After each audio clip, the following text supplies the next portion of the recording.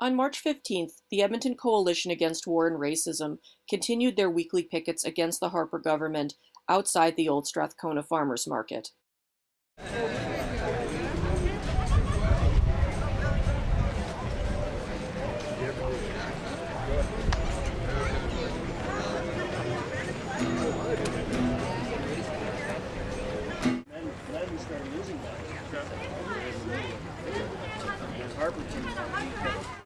Well, you know, these pickets give us an opportunity to speak with people, to raise the necessity to work to have Harper resign now and to build our own independent stand, including a stand for an anti-war government in Canada. Because, you know, more and more people are really turned off politics and feel that they can't you know, have any impact. So by being here and having, you know, and having discussion with people and explaining the work that we're doing, it's part of involving people in the discussion of what are the alternatives, what kind of foreign policy do we want for Canada, what role do we want Canada to play in the world. What is the situation facing rights in Canada?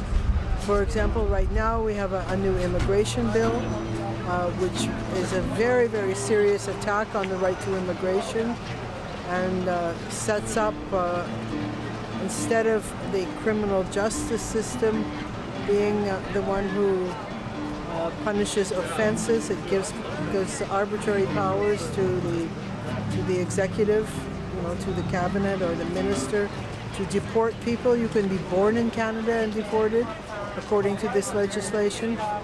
You could be married to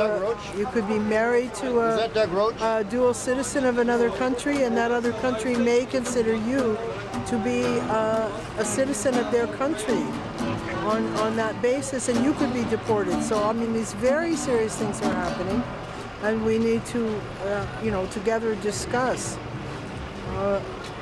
Not only that we need to put a stop to it, but what do we want to replace it with? How are you doing today? You know? So that's why I'm here. You look at the history of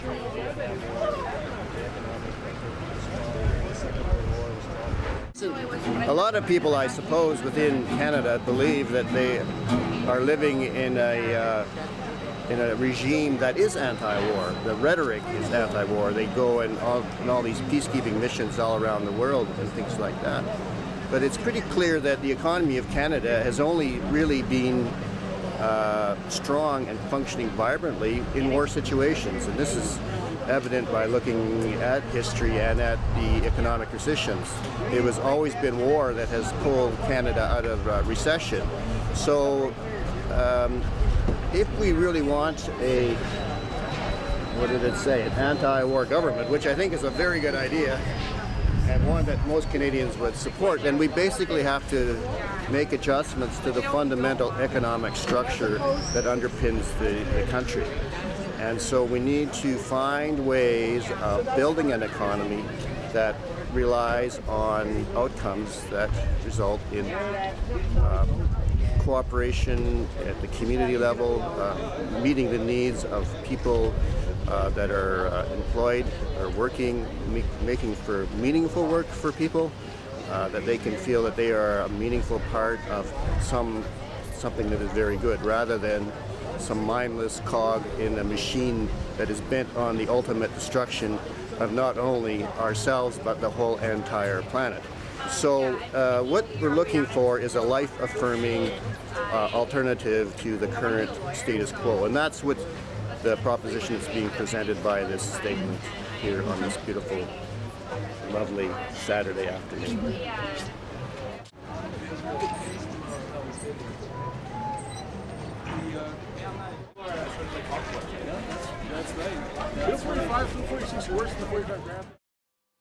ECOWAR was back at it on March 22nd. Really? Yeah?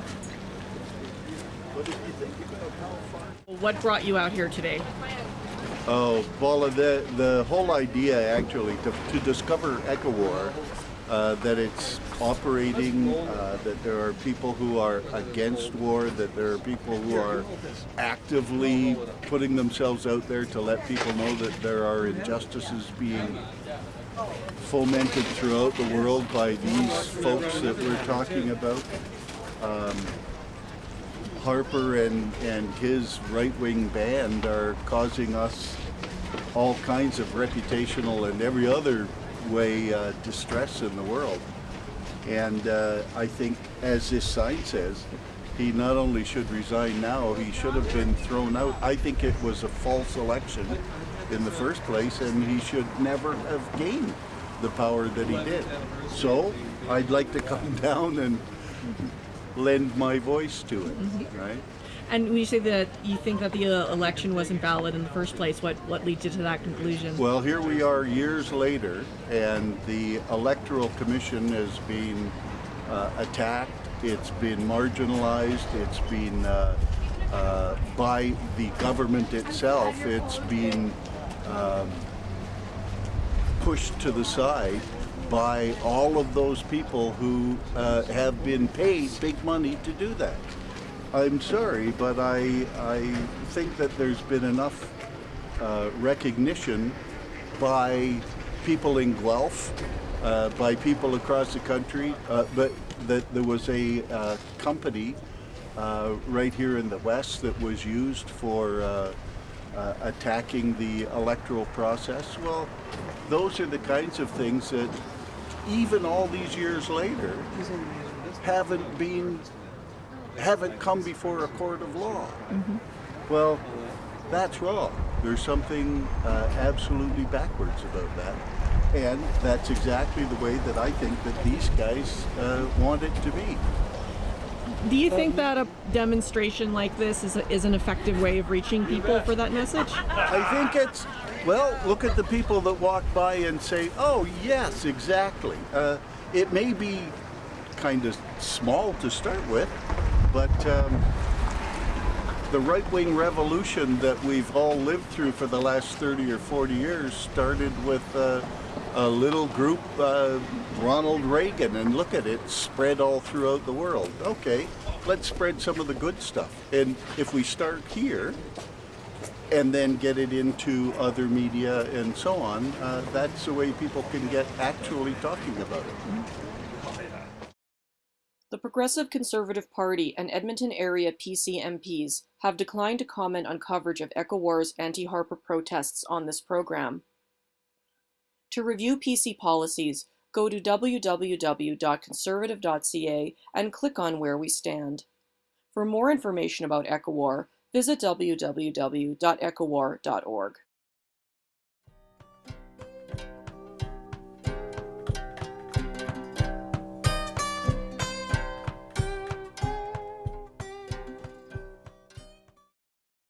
Save the lions, stop the canned hunt. They are not trophies more than we are. Stop canned hunting. Save our lions. Save our lions? Stop canned hunting. A group of animal rights activists protested the canned hunting of lions in South Africa on March 15th. It was a global day of action for lions.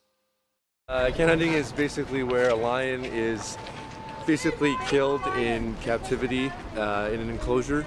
And basically it's called canned hunting because it's basically in the can, because they're physically and mentally restrained from being able to escape. So they're used to human contact, and they are physically restrained in fences, and they are drugged when they're old enough to, when they're big enough, they're drugged and sent to these enclosures where people pay a lot of money from the US and around the world to pay to trophy hunt them in an enclosure where they're unable to escape. So it's called canned hunting because it's technically in the can, because the kill is basically in the can because they have no place to escape. Where is this going on? South Africa, all over South Africa. There's obviously the rhinos, but there's also the lion hunts, which is there's about 4,000 lions left in the wild, and there's about 8,000 bred in captivity, and the lions bred in captivity are being used all for canned hunting, trophy hunting experience. They're even taking baby cubs from the wild from their mothers and taking them into captivity. So there actually is a big crisis for the extinction of lions around the world in South Africa.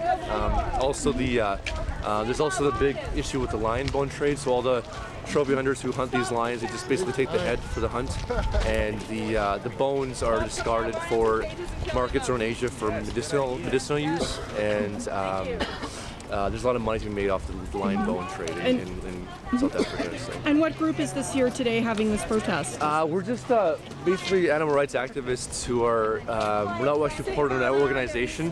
We're just a bunch of concerned citizens dedicated to the animal welfare of animals all around the world, and I guess lions for this cause because of the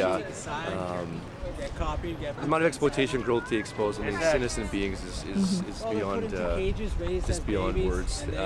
Right now we're marching with 60 other cities from around the world called the Global March for Lions. You can go to www.cach.com to get more info on issues for the lions. Save the lions! Save our lions! Stop the cat hunting! Save our lions! Save our lions! Save our lion hunting! Stop putting them in cages and killing them! Google Karen's lion hunt! They are not trophies!